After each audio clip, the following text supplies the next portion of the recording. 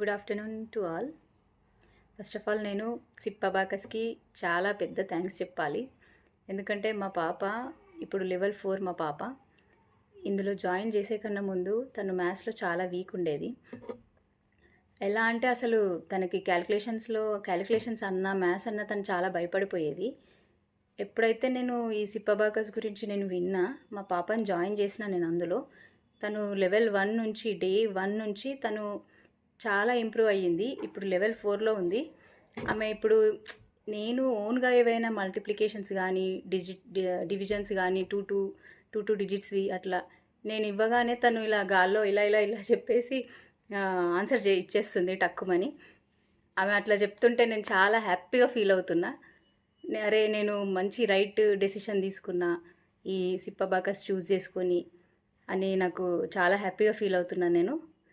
మా పాప రిజల్ట్ చూసి ఇప్పుడు మా బాబుని కూడా జాయిన్ చేశాము సిప్ అబాకస్లో.